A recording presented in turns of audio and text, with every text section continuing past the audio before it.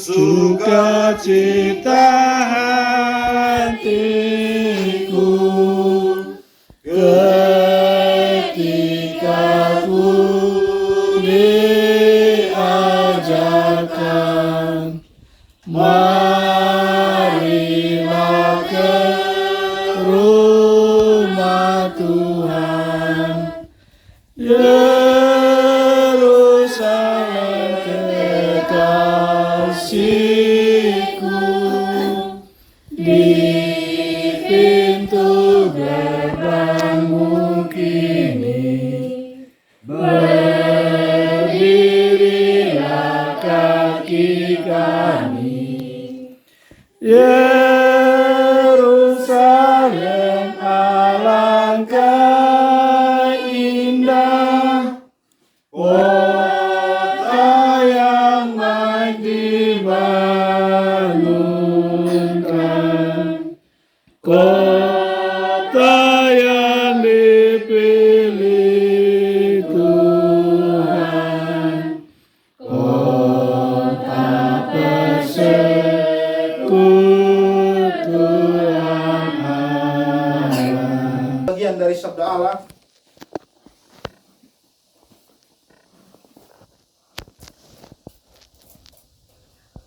Mari kita sama-sama memperhatikan Alkitab kita dari kitab Perjanjian Lama. Mazmur pasal 25.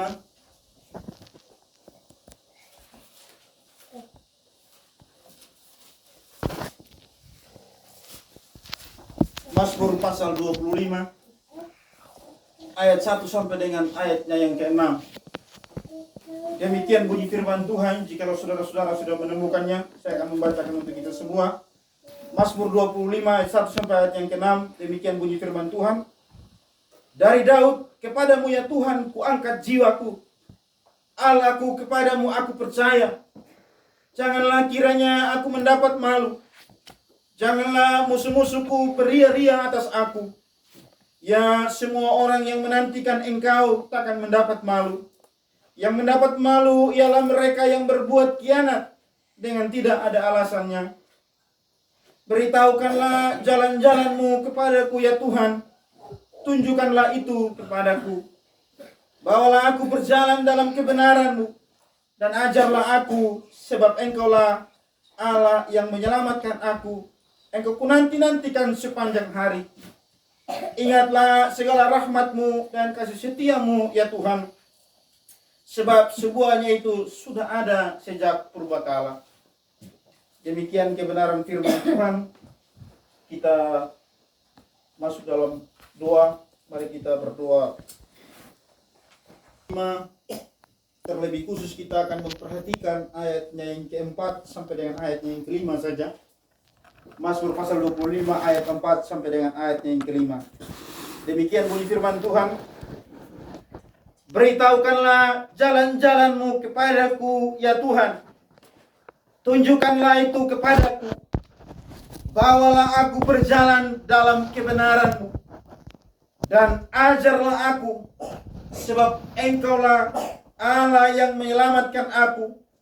Engkau kunanti-nantikan sepanjang hari. Saudara-saudaraku yang terkasih dalam Tuhan kita Yesus Kristus, demikianlah kebenaran firman Tuhan yang sudah sama-sama kita dengar, yang sudah sama-sama kita baca dari Mazmur pasal 25 ayat 4 sampai ayat yang kelima. Saudara-saudara yang terkasih dalam Tuhan kita Yesus Kristus, Mazmur 25 adalah salah satu mazmur yang sudah sering kita dengar. Mengapa demikian saudara saya katakan seperti itu? Karena Mazmur 25 ini saudara adalah juga pujian yang sering kita nyanyikan di dalam buku-buku mazmur yang kita pakai sebagai buku-buku pujian di dalam ibadah kita. Mazmur 25 ini sudah sering diperdengarkan kepada kita, baik dalam bentuk pujian maupun di dalam bentuk perenungan rumah tangga maupun di dalam ibadah-ibadah. Tetapi saudara, bukan berarti ketika kita sudah sering mendengar, lalu kita bilang, saya sudah pernah dengar firman ini. Lalu untuk apa lagi? Kan sudah sering. Bukan begitu, saudara. Tetapi justru kita harus terus merenungkan kebenaran firman Tuhan. Kita harus terus membaca kebenaran firman Tuhan. Untuk apa, saudara? Untuk membawa hidup kita terus berjalan kepada rel kebenaran firman itu. Dengan adanya pembacaan firman Tuhan, dengan kita terus membaca kebenaran firman Tuhan, jikalau mungkin hidup kita yang dulunya atau yang ada di dalam kedukaan, kita bisa dihibur. Kalau mungkin hidup kita ada di dalam penderitaan, kita bisa ditopang. Kita bisa dikuatkan. Kalaupun hidup kita mungkin ada di jalan yang salah, kita bisa ditarik kembali kepada jalan yang benar. Inilah maksud dari perenungan firman Tuhan ini, saudara. Sehingga tidak ada alasan untuk kita untuk bosan untuk membaca firman Tuhan. Nah, saudara-saudara yang terkasih, kita kembali kepada firman Tuhan yang menjadi landasan dalam ibadah kita pada saat hari ini, saudara. Dari Mazmur 25 ayat 4 sampai ayat yang kelima. Kalau kita melihat, saudara, dalam sepanjang perjalanan kehidupan kita sebagai orang-orang Kristen atau sebagai anak-anak Tuhan, tentunya di sini, saudara, kita mengalami berbagai macam kesulitan hidup. Kita mengalami berbagai macam tantangan dalam kehidupan. Berbagai macam masalah, berbagai macam ujian yang kita hadapi, saudara. Kita sebagai orang yang bekerja, punya kesulitan hidup tersendiri, saudara. Kita yang sedang menempuh studi, punya kesulitan hidup tersendiri pun. Kita yang hidup di dalam kehidupan berumah tangga, punya kesulitan hidup tersendiri, saudara. Dan kesulitan yang lebih umum lagi yang kita hadapi sekarang, saudara, dari dulu bahkan sampai hari ini, orang bilang itu virus corona. Melumpuhkan begitu banyak hal, saudara. Bahkan di kota-kota besar, kegiatan-kegiatan kerohanian tidak berlangsung lagi. Ada yang harus kehilangan pekerjaan, ada yang harus kehilangan anggota keluarga mereka. Dan juga di sini, saudara, dari setiap kesulitan-kesulitan hidup yang kita hadapi, tentunya juga cara penyelesaian punya di sini berbeda-beda, saudara. Cara mengatasinya juga berbeda-beda.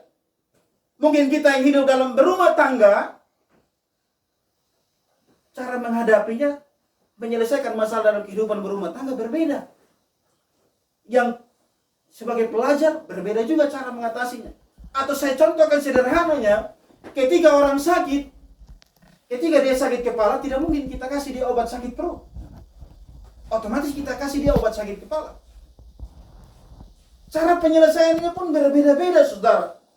Dan juga di sini, saudaraku yang terkasih, di dalam menjalankan tugas kita masing-masing di sini, kita tidak saja bersenang-senang, kita tidak saja berleha-leha atau bersantai-santai. Tetapi di sini kita diperhadapkan dengan keadaan dan situasi yang senantiasa tidak sesuai dengan pikiran dan kemauan kita.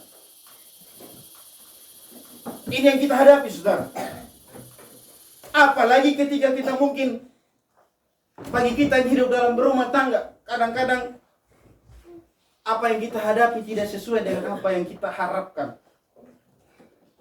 Kita bilang bahwa bagi mereka yang hidup dalam rumah tangga mungkin berharap bahwa kan sudah 2 orang yang menjadi satu. Tidak ada lagi hal-hal pertentangan, percekcokan. Bebannya saya sudah ringan. Belum tentu, saudara.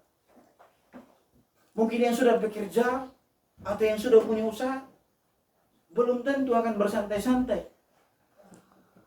Dan kadang-kadang semua itu tidak berjalan sesuai dengan apa yang kita inginkan, saudara. Atau apa yang kita mau. Dan terkadang, saudara, secara manusia, hampir kita sudah tidak sanggup lagi untuk menjalani semuanya itu. Tetapi yang menariknya di sini, saudara, yang menariknya untuk kita sekarang, saudara, bahwa di tengah-tengah kesulitan yang demikian, di tengah-tengah kesulitan hidup yang kita hadapi, sampai saat ini kita masih bisa bersama-sama, kita masih bisa senyum bersama-sama, kita masih bisa bercanda bersama-sama, kita masih bisa tertawa bersama-sama, dan yang lebih dari itu lagi saudara, yang lebih khusus lagi, kita masih bisa bersekutu bersama-sama dan belajar firman Tuhan. Sadarkah kita saudara? Sadarkah kita bahwa semuanya itu tidak berlangsung begitu saja, tetapi itu terjadi oleh karena Tuhan melindungi kita. Saudara, banyak orang yang tidak menikmati situasi yang kita hadapi saat ini. Banyak orang di luar sana, di kota-kota besar, yang tidak menghadapi situasi seperti kita. Kita tidak ditekan oleh siapa. Kita bisa bebas beribadah. Kita bisa bebas bernyanyi, bersekutu untuk mendengarkan firman Tuhan. Tetapi orang-orang di luar sana masih ada yang tidak bisa beribadah hari Minggu. Ditekan sana sini. Susah sekali. Tapi kita bersyukur saudara, bahwa kita masih bisa menikmati. Nah, oleh karena itu saudara yang terkasih, oleh sebab itu kita akan merenungkan firman Tuhan ini di bawah satu tema yang saya beri, permohonan di tengah kesulitan. Sekali lagi, permohonan di tengah kesulitan. Dan kita akan belajar dua pokok penting di sini, saudara. Apa yang menjadi kesulitan anak-anak Tuhan, dan bagaimana kesulitan anak-anak Tuhan itu dapat teratasi. Nah, mari kita melihat apa yang menjadi kesulitan anak-anak Tuhan. Ini yang bagian yang pertama. Kita melihat di dalam Mazmur yang kita baca, pemazmur ini saudara mengalami kesulitan dan tantangan hidup. Oleh karena apa? Oleh karena musuh-musuh atau orang-orang yang memusuhinya.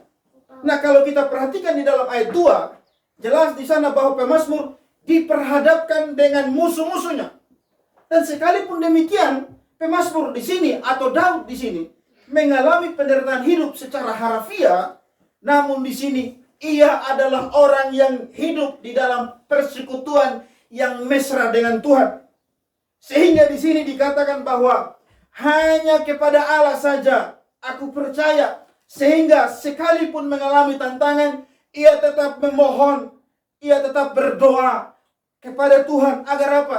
Agar Tuhan senantiasa menunjukkan jalannya kepadanya. Ini yang dilakukan oleh pemazmur. Dan kita melihat juga di sini bahwa Daud atau pemazmur di sini tidak saja berseru kepada Tuhan pada saat ia bersenang-senang atau pada saat ia tidak mengalami masalah. Namun pada saat ia mengalami tantangan dan kesulitan hidup, ia tetap memohon kepada Tuhan.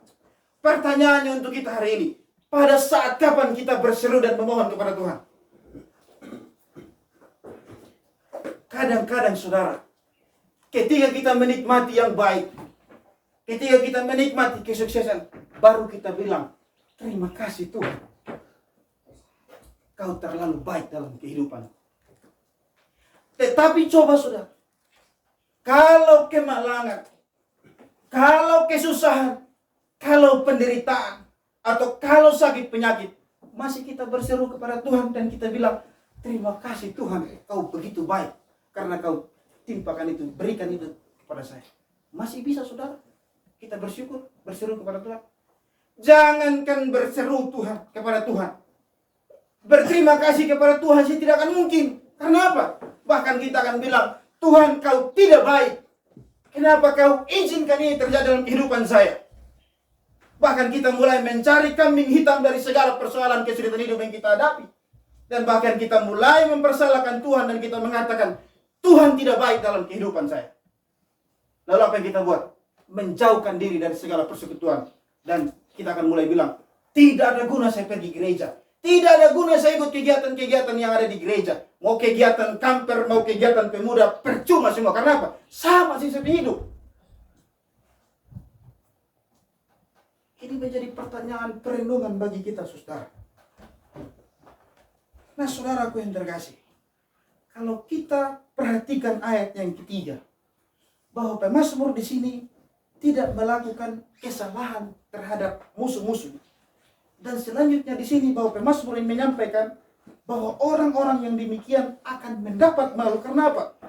Karena anak-anak Tuhan ketika mereka diancam, ketika mereka diincar-incar, apa yang terjadi? Tuhan ada di pihak mereka. Tuhan yang menjadi senjata bagi mereka. Namun muncul pertanyaan di sini, pemazmur ini adalah orang yang sangat kuat, orang yang gagah perkasa dalam hal melawan musuh. Bahkan bukan saja manusia yang pemazmur lawan, tetapi binatang buas pun sekalipun ia lawan. Kita tahu bagaimana kehidupan pemazmur. Ketika dia menggembalakan kawanan domba, ketika ada binatang buas yang ingin menerkam kawanan dombanya, ia lawan. Ia tidak kasih tinggal.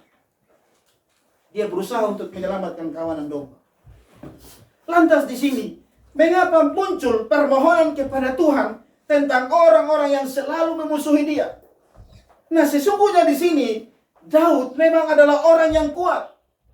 Pemazmur adalah orang yang gagah perkasa secara fisik, secara jasmani dia kuat. Tetapi sebagai orang yang hidup di dalam kebenaran, ia tetap menunggu saatnya Tuhan. Sebagai orang yang berjalan di dalam rel kebenaran firman Tuhan, ia tetap menunggu saatnya. Ia menjadikan Tuhan sebagai senjatanya untuk melakukan pembalasan kepada orang-orang yang berbuat khianat tanpa alasan.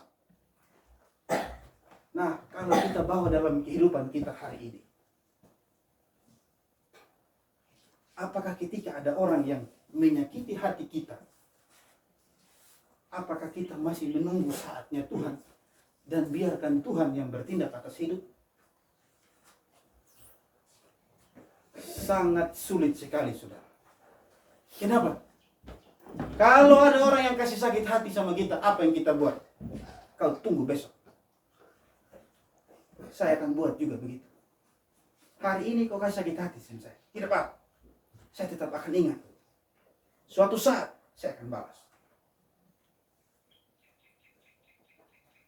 Kadang-kadang saudara, ini yang kita buat. Tetapi pemazmur tidak berbuat seperti itu. Pemazmur tetap menunggu saatnya Tuhan. Dan Tuhanlah yang punya hak atas itu. Tapi kadang-kadang kita sudah mendahului apa yang menjadi kedaulatan Tuhan. Kita mulai membalas kejahatan dengan kejahatan. Kau saja bisa pukul, saya juga bisa, kau tunggu saja. Kita mulai memelihara dendam kusumat itu. Nah, saudara-saudaraku yang terkasih, dalam kehidupan kita juga, saudara, kita mengalami hal yang sama. Bahkan di sini kita juga mempunyai musuh. Pertanyaannya, siapakah musuh kita? Jadi pertanyaan kita, siapakah musuh kita? Mungkin kita berkata, saya tidak pernah berbuat salah dengan sesama saya. Saya tidak pernah berbuat dosa dengan sesama saya. Saya tidak pernah dibenci oleh sesama saya. Seperti juga di sini, saudara, seperti yang dialami oleh pemazmur. Memang benar, saudara. Kita tidak pernah mempunyai musuh. Namun di sini kita mempunyai musuh, dan musuh kita adalah apa? Adalah keinginan daging kita. Kita lebih untuk apa, saudara? Kita lebih untuk memberi diri untuk dikuasai oleh iblis daripada untuk kita datang dan memohon agar Tuhan yang bertindak terhadap kita. Agar Tuhan yang menjadi raja dan memerintah akan kehidupan kita. Musuh utama kita adalah diri kita sendiri. Mengapa demikian? Karena pada saat kita dikontrol oleh kuasa kegelapan, maka hidup kita tidak akan pernah untuk mempermuliakan Tuhan. Hidup kita tidak akan pernah untuk menjadi saksi Kristus. Itulah, saudara, yang menjadi kesulitan kehidupan kita untuk hidup di dalam kebenaran itu. Diri kita sendiri atau keinginan daging ini. Nah, saudara-saudaraku yang terkasih, terkadang Tuhan mengizinkan segala cobaan, segala tantangan datang di dalam kehidupan anak-anaknya. Dan Tuhan tidak pernah untuk bermaksud untuk menjebak kehidupan mereka, sehingga anak-anaknya jatuh bangun di dalam kehidupan di dalam dunia ini. Namun inilah cara Tuhan untuk menguji akan kesetiaan mereka kepadanya. Ujian yang datang dari Tuhan di sini akan membuat anak-anaknya untuk lebih mendekatkan diri kepadanya. Cara Tuhan untuk menarik mereka dari keberdosaan dengan ujian agar percaya mereka akan semakin teguh di dalam Dia. Inilah cara Tuhan. Namun seringkali kita mendengar pengakuan dari orang yang mengaku diri Kristen melayani dengan baik, rajin datang ke gereja, rajin datang ke persekutuan apapun, segala persekutuan selalu hadir. Namun ketika cobaan datang, ketika tantangan dalam hidup datang, apa yang terjadi? Yang terjadi mereka justru lari dari persekutuan dengan Tuhan. Dan ini merupakan tanda tanya besar. Apakah orang yang demikian dikatakan anak-anak Tuhan? Oleh karena jasa-jasanya, oleh karena rajin dan taat beribadah setiap hari Minggu. Ini menjadi tanda tanya besar. Sehingga di sini saudara, segala ketaatan kita tidak menjamin. Nabi Yesaya pernah berkata bahwa segala kesalehan kami seperti kain kotor. Nah, saudaraku yang terkasih, lantas apa yang harus diperbuat kalau segala sesuatu yang ada pada kita tidak menjamin untuk melawan segala cobaan? Untuk itu mari kita melihat bagian yang kedua, bagaimana kesulitan dapat teratasi. Saudara-saudara yang terkasih, kesulitan Daud di sini dapat teratasi jikalau Tuhan menjawab akan segala permohonan-permohonannya. Pada saat jalan-jalan Tuhan dinyatakan di dalam kehidupan Daud yang ada di dalam kesulitan hidup. Sebagai orang yang hidup di dalam persekutuan dengan Tuhan, ia tahu bahwa Allah mengikat perjanjian dengan umatnya. Dan Daud tahu di sini bahwa Tuhan pasti akan menolong dia dan Tuhan tidak akan pernah untuk meninggalkan dia. Ini yang dilakukan oleh Daud. Nah, kalau kita membaca di dalam perjalanan kehidupan Daud, setelah ia mengalahkan Goliat, timbul kecemburuan di dalam hati Saul untuk membunuh Daud, sehingga Daud diincar-incar untuk dibunuh. Namun, apa yang dilakukan oleh Daud? Namun Daud terus bertanya kepada Tuhan dan terus memohon kepada Tuhan. Salah satu contohnya, kalau kita membaca di dalam 1 Samuel 23 ayat 4, terlebih khusus dalam ayat yang ke-11 di sana dikatakan seperti ini. Akan datang ke Saul seperti yang didengar oleh hamba-Mu ini, Tuhan Allah Israel. Beritahukanlah kiranya kepada hamba-Mu ini. Apa jawab Tuhan? Jawab Tuhan, ia akan datang. Nah, saudara, Tuhan menjawab dia. Itulah sifat anak-anak Tuhan. Sekalipun mempunyai kuasa untuk bertindak, mempunyai kuasa untuk melakukan sesuatu, namun tetap mengutamakan Tuhan. Ia butuh Tuhan sampai Tuhan nyatakan. Ia butuh Tuhan setiap saat. Agar apa? Agar Tuhan sendiri yang bertindak. Jikalau bukan Tuhan katakan perbuat ini, maka ia tidak akan perbuat. Atau jikalau Tuhan katakan perbuat ini, maka ia akan perbuat. Ini merupakan sikap keyakinan yang teguh, yakni bahwa seluruh perhatiannya diarahkan kepada Tuhan. Ia mempercayakan dirinya kepada Allah, sehingga ia merasa tak mungkin dipermalukan oleh musuh. Nah, saudara, ia juga menantikan Tuhan sehingga masa depannya terbuka karena Tuhan yang menyelamatkan umatnya. Dari sikap percaya yang demikian dalam kesulitan pribadi yang dialami, pemazmur meminta kepada Allah supaya apa? Supaya Tuhan bertindak dalam hidupnya, supaya Tuhan memperlihatkan jalan yang harus dilewati oleh Daud. Daud tidak ragu-ragu atas pemeliharaan Tuhan. Ia dengan teguh meyakini bahwa Allah mengikat perjanjian dengan umatnya. Ia juga meyakini bahwa hanya Allah yang bisa mencabut nyawanya, sehingga kepada Allah saja Daud mengangkat jiwanya. Musuh-musuhnya hanya bisa membunuh secara lahiriah, namun mereka tidak akan pernah bisa membunuh kemanusiaan secara rohani dari Daud. Pertanyaannya untuk kita, sampai kapan Daud memohon kepada Tuhan?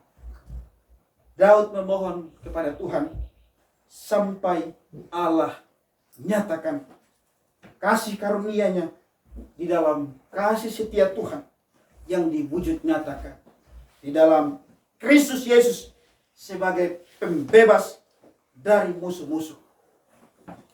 Hanya apa, saudara? Hanya Yesus Kristus yang sanggup untuk melawan segala musuh anak-anaknya, termasuk Daud. Karena apa, saudara? Karena di dalam diri Kristus Yesus, segala yang ada di langit, segala yang ada di bumi, dan yang ada di bawah kolong langit ini, yang ada di bawah bumi ini, akan bertekuk lutut. Hanya di dalam Yesus Kristus yang akan memberikan pembebasan terhadap orang-orang yang ada di dalam kesulitan apapun. Sesulit apapun, saudara, Ia sanggup. Bahkan yang lebih dari itu lagi, saudara, apa yang Yesus Kristus lakukan. Beberapa waktu yang lalu, kita sudah boleh merayakan akan satu peristiwa Jumat Agung atau kematian dari Tuhan kita Yesus Kristus. Mengapa Dia mati di atas kayu salib? Untuk saya dan saudara, untuk kita semua manusia yang berdosa. Kenapa? Karena kita tidak mampu untuk berdamai dengan Allah Bapa. Kita tidak mampu untuk menanggung dosa kita. Kita perlu juru selamat itu untuk memperdamaikan kita dengan Allah Bapa. Apa yang dilakukan oleh Yesus Kristus di atas kayu salib? Dari atas kayu salib, Dia membela kita di hadapan Allah. Dari atas kayu salib, Yesus katakan, Bapa, Bapa, ampuni mereka, sebab mereka tidak tahu apa yang mereka perbuat. Jika mereka tahu, mereka tidak akan berbuat demikian. Sungguh sangat luar biasa pengorbanan Tuhan Yesus di atas kayu salib. Walaupun Dia harus merasakan kehilangan akan sosok seorang Bapa, Dia berseru, Bapa, Bapa, mengapa Engkau meninggalkan aku? Dia katakan seperti itu. Dia lakukan itu, saudara, untuk kita semua yang berdosa ini. Sehingga tidak ada jarak lagi antara kita dengan Allah. Tidak ada jarak lagi kita dengan Bapa. Dia sanggup melakukan apa saja untuk kita. Ini, saudara, yang dilakukan oleh Yesus Kristus. Sesulit apapun, Ia sanggup. Nah, apa yang menjadi taruhannya? Yang menjadi taruhannya adalah nyawanya sendiri. Nyawanya sendiri yang menjadi taruhannya. Dan kebangkitannya adalah kemenangannya. Dan anak-anaknya akan membawanya kepada kemenangan. Dan kesulitan anak-anaknya telah teratasi. Jadi jelas bahwa semuanya itu adalah oleh karena Allah saja. Nah, saudara-saudara yang terkasih, terkadang dalam kehidupan kita, kita mengandalkan kekuatan kita sendiri. Kita mencari penghiburan yang ada di depan mata kita.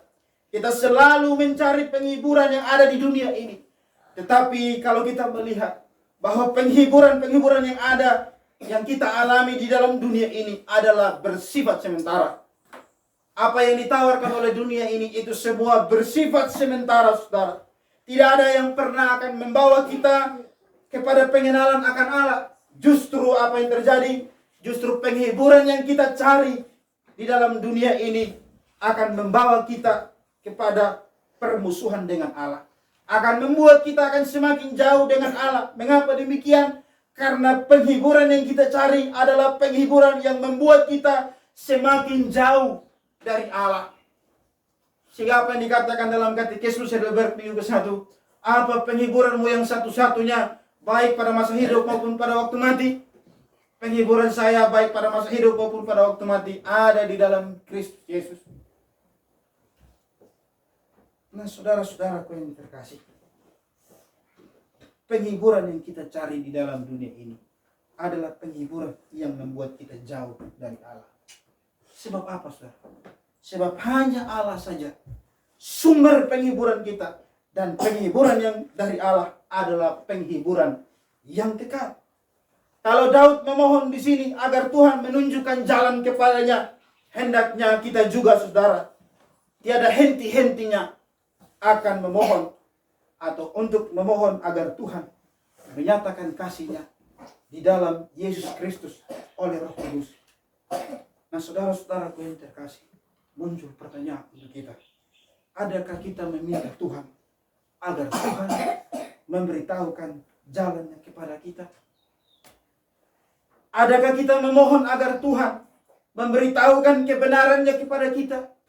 Kalau selama ini kita belum bergumul dengan Tuhan di dalam segala aspek kehidupan kita, melalui firman Tuhan ini kita diajar untuk terus-menerus berjuang sampai Tuhan nyatakan akan kasih serta pengampunannya kepada kita, serta melayakkan kita untuk hidup sebagai anak-anaknya yang selalu menantikan Dia sepanjang hari. Kiranya Tuhan Yesus memberkati kita. Amin.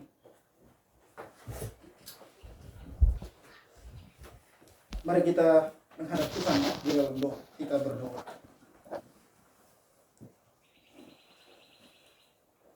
Bapa di sorga, kami datang kembali ke hadapan hadirat. Kami berterima kasih Tuhan. Kami boleh diberikan kesempatan untuk kami mendengar dan untuk kami merenungkan kebenaran firman. Kami memohon Tuhan, kiranya Engkau boleh mencurahkan kuat kuasa Roh-Mu yang kudus, sehingga dari pertolongan Roh-Mu yang kudus itu Tuhan dapat memampukan kami untuk kami lebih lagi mengerti dan memahami apa yang menjadi maksud dari kebenaran firman. Dan dari pertolongan Roh-Mu yang kudus itu Tuhan dapat memampukan kami untuk kami melakukan akan kebenaran firman-Mu di dalam kehidupan kami hari lepas hari. Bapa di sorga, tuntun dan sertai akan kehidupan kami. Dan jikalau sebentar kami akan pulang, Tuhan jaga, lindungi kami di dalam perjalanan. Buatkan kami tiba di tempat kami dengan segala sehat dan selamat dan tanpa kekurangan apapun. Tolong kami Tuhan, pimpin dan sertai kami. Dalam anak Tuhan kami Yesus Kristus, kami telah berdoa dan mengucap syukur kepada Bapa di sorga. Amin. Mari kita bermazmur bagi Tuhan dari Mazmur 25.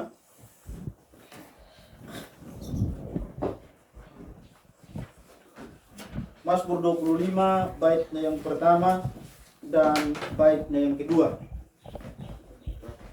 Mazmur 25 baitnya yang pertama dan kedua. Jiwaku kuangkat Tuhan, kepadamu ya Allah, kepadamu ku percaya, jangan ku dimalukan. Dan sisa apa yang berikutnya. Jiwaku kuangkat Tuhan. Jiwaku kuangkat Tuhan, kepadamu ya Allah, kepadamu ku percaya, jangan ku dimalukan,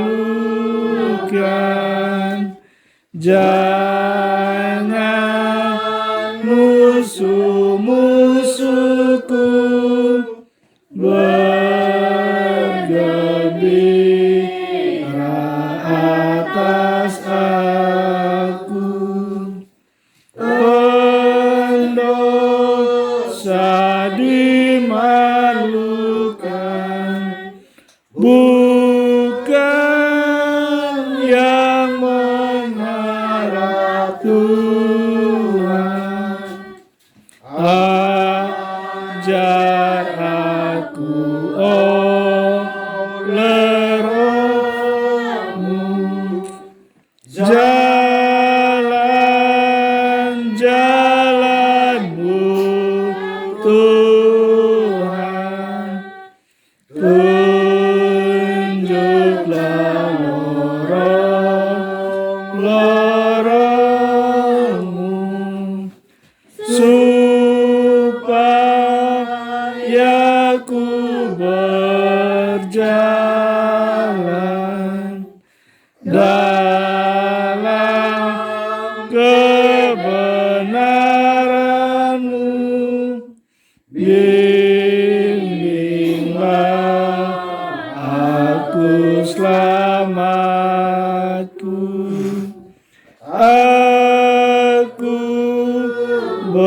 ternanti-nanti. Engkaulah